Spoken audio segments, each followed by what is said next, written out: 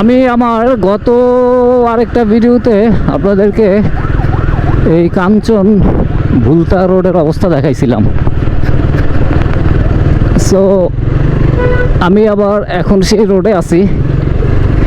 এটা আমার মনে হয় এখন বাংলাদেশের মধ্যে সবচেয়ে বাজে একটা রাস্তা।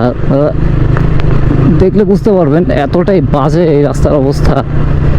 এমনিতেই এই রোডে ন্যারো, আর বেশিরভাগ এখান দিয়ে এই রোডটা দিয়ে হচ্ছে বড় বড় ট্রাক চলাচল করে।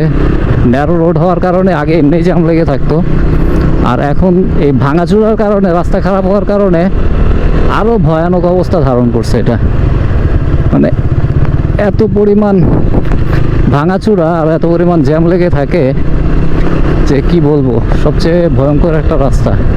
কিন্তু বাধ্য হয়েই এই রাস্তা দিয়ে যেতে হয়। এই রাস্তার অবস্থা এখন ভয়াবহ বললেও ভুল হবে। তার মধ্যে আবার রাস্তার কাজ চলতেছে, প্রশস্ত করা হচ্ছে রাস্তা। এইরকম অবস্থা মনে হয় আমি 1-1.5 বছর ধরে দেখতেছি, কাজই চলতেছে, কিন্তু দৃশ্যমান কোনো কাজ চোখে পড়তেছে না। বাংলাদেশে এরকম একটা অবস্থা, যে কাজটা হতে আপনার লাগবে 1 মাস, সেটা লাগায় 1 বছর, 1 বছরেরও বেশি। এই কাজ আমি দেখতেছি যে মানে ঘুমায় ঘুমায় কাজ চলতেছে। 1-1.5 বছরের বেশি হবে মনে হয় এই কাজ শুরু করছে, অথচ চাইলে এতদিনে কমপ্লিট করে ফেলতে পারতো। এটাই হচ্ছে বাংলাদেশ।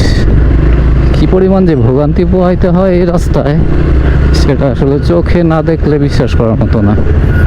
ধুলাবালির কথা তো বাদই দিলাম, মহিলা মানুষ আর মেকআপ করে এই রোডে ঢুকতে হবে না, অটো মেকআপ হয়ে যাবে।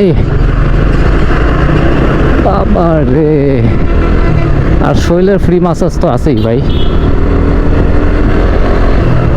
ফ্রি মাসাজ হয়ে যাবে, আড্ডি গুড্ডি একদম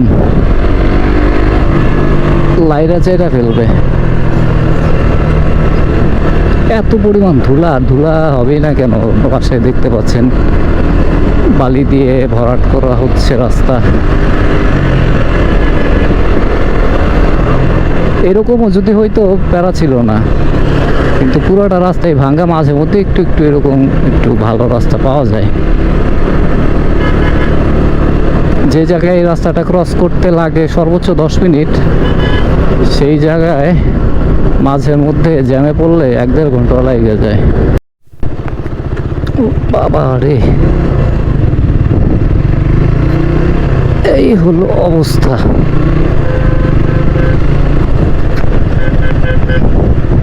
তাও ভালো, এই বছর এখন পর্যন্ত বৃষ্টিপাত শুরু হয় নাই। বৃষ্টি হইলে এই রাস্তার আরো বেহাল দশা হয়ে যাবে।